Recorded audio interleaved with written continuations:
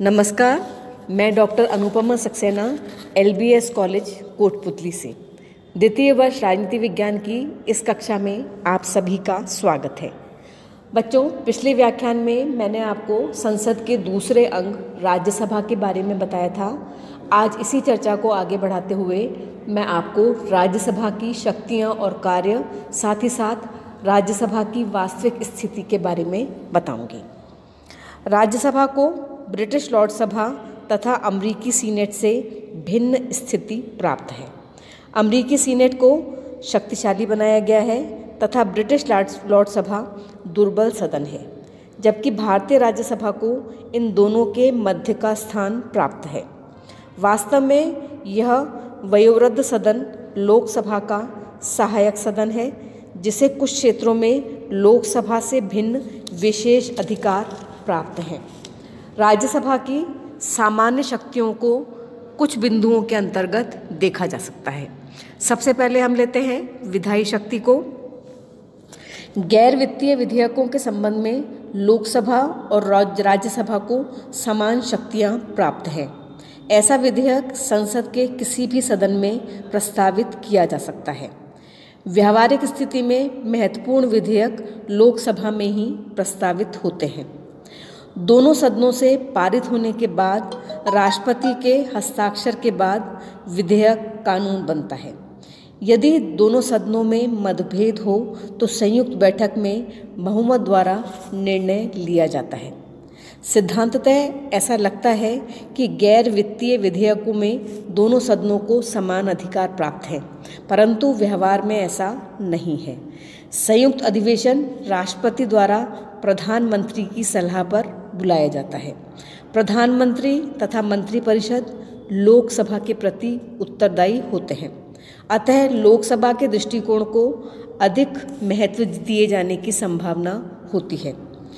एक और तथ्य राज्यसभा की दुर्बल स्थिति को स्पष्ट करता है। संयुक्त बैठकों में निर्णय बहुमत द्वारा लिए जाते हैं। लोकसभा के सदस्यों की संख्या ज़्यादा होती है, अतः इसी सदन के अनुकूल निर्णय की प्रबल संभावना रहती है। राज्यसभा किसी विधेयक को पारित होने में 6 महीने का विलंब अवश्य कर सकती है। विधायी शक्तियों के अतिरिक्त राज्यसभा की कार्यपालिका शक्तियाँ भी हैं। कार्यपालिका शक्तियों की दृष्टि से राज्यसभा की स्थिति महत्वपूर्ण नहीं है। राज्यसभा में मंत्रिपरिषद से प्रश्न पूछे जा सकते हैं। स्थगन प्रस्ताव और काम रोको प्रस्ताव भी राज्यसभा रख सकती है। मंत्रिपरिषद की आलोचना भी कर सकती है, लेकिन अविश्वास प्रस्ताव द्वारा मंत्रिपरिषद को हटा नहीं सकती। मंत्रिपरिषद वस्तुतः लोकसभा के प्रति उत्तरदायी होती है, इसलिए अविश्वास प्रस्ताव द्वारा मंत्रिमंडल को पद से हटाने का अधिकार भी लोकसभा को ही है। इसके अतिरिक्त राज्यसभा को वित्तीय क्षेत्र में भी अधिकार दिए गए हैं। राज्यसभा की वित्तीय शक्तियां लगभग नहीं के बराबर हैं। सर्वप्रथम, वित्तीय विधेयक राज्यसभा में प्रस्तुत ही नहीं किया जा सकता। वित्त विधेयक लोकसभा में ही प्रस्तुत किया जा सकता है, जो लोकसभा में विचार विमर्श के पश्चात राज्यसभा में भेजा जाता है। राज्यसभा के लिए यह आवश्यक है कि वह वित्त विधेयक को 14 दिन के अंदर सुझाव सहित या रहित लोकसभा में वापस भेज दे। लोकसभा यदि चाहे तो राज्यसभा के सुझावों को स्वीकार कर सकती है, नहीं चाहे तो स्वीकार नहीं करने के लिए भी स्वतंत्र है। इन सब अधिकारों के अतिरिक्त राज्यसभा के पास संविधान संशोधन संबंधी शक्तियां हैं। संविधान संशोधक विधेयकों के संबंध में राज्यसभा को महत्वपूर्ण अधिकार प्राप्त हैं। राज्यसभा की स्वीकृति या अस्वीकृति इस क्षेत्र में महत्वपूर्ण स्थान रखती है।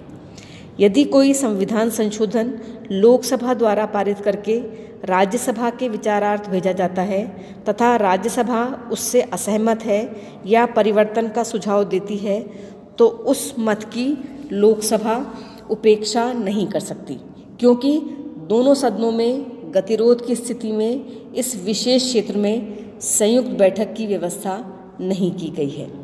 इसका अर्थ यह है कि या तो लोकसभा राज्यसभा द्वारा सुझाए गए परिवर्तनों को स्वीकार कर ले या संशोधन विधेयक ही समाप्त हो जाएगा। संविधान संशोधन संसद के किसी भी सदन में प्रस्तावित किया जा सकता है। दोनों सदनों में कुल बहुमत तथा उपस्थित व मतदान में भाग लेने वाले सदस्यों के 2/3 बहुमत से पारित होने के बाद ही संविधान संशोधन विधेयक स्वीकृत किया जाता है। संशोधन संबंधी शक्तियों के अतिरिक्त राज्यसभा के बाद राष्ट्रपति के निर्वाचन और उसको पदच्युत करने संबंधी शक्तियां भी हैं। राष्ट्रपति तथा उपराष्ट्रपति के निर्वाचन में दोनों सदनों की समान सहभागिता है। राष्ट्रपति की पदच्युति के संबंध में प्रस्ताव जब दोनों सदनों द्वारा पारित कर दिया जाए तभी राष्ट्रपति पर महाभियोग लगाया जा सकता है। उपराष्ट्रपति को पद से हटाने के संबंध में भी प्रस्ताव राज्यसभा से पारित होकर लोकसभा में भेजा जाता है। इन शक्तियों के अतिरिक्त राज्यसभा की कुछ अन्य शक्तियां भी हैं। राज्यसभा तथा लोकसभा को सर्वोच्च न्यायालय के न्यायाधीश तथा अन्य पदाधिकारियों पर महाभियोग लगाने का अधिकार है। संसदीय विशेषाधिकारों को जो कानून परिभाषित करते हैं उनके पारित होने के संबंध में लोकसभा व राज्यसभा को समान अधिकार हैं। आपातकाल की राष्ट्रपति द्वारा की गई घोषणा को दोनों सदनों के अनुमोदन की आवश्यकता होती है। यदि लोकसभा विघटित हो तो राज्यसभा से अनुमोदन आवश्यक है। संघीय लोक सेवा आयोग, नियंत्रक व महालेखा परीक्षक, वित्त आयोग आदि द्वारा प्रस्तुत प्रतिवेदनों पर दोनों सदन विचार विमर्श करते हैं। इन शक्तियों के अलावा राज्यसभा को विशिष्ट शक्तियां भी प्राप्त हैं। इसमें पहली है, राज्य सूची के किसी विषय को राज्यसभा 2/3 बहुमत से राष्ट्रीय महत्व का घोषित कर सकती है। ऐसे घोषित विषय पर कानून बनाने का अधिकार लोकसभा को प्राप्त हो जाता है, जो 1 वर्ष तक प्रभावी रहता है। राज्यसभा उसे 1-1 वर्ष करके कई बार बढ़ा सकती है। संविधान के अनुच्छेद 249 द्वारा राज्यसभा को यह अधिकार इस भावना के साथ प्रदान किया गया है कि केंद्र में राज्यसभा ही राज्यों की प्रतिनिधि सभा है तथा राज्यों के हितों को बेहतर रूप से संरक्षित कर सकती है। इसके अलावा दूसरा विशिष्ट अधिकार जो राज्यसभा को प्राप्त है वो है अखिल भारतीय सेवाओं के सर्जन के संबंध में एकाधिकार। संविधान के अनुच्छेद 312 के अनुसार राज्यसभा को 2/3 बहुमत से प्रस्ताव पारित करके नई अखिल भारतीय सेवाओं के सर्जन का अधिकार केंद्र सरकार को प्रदान किया गया है। 1961 तथा 1965 में इंजीनियरों की सिविल सेवा, वन सेवा, चिकित्सा तथा स्वास्थ्य सेवा, कृषि सेवा तथा शिक्षा सेवा आदि का राज्यसभा के इस अधिकार के तहत सर्जन किया गया।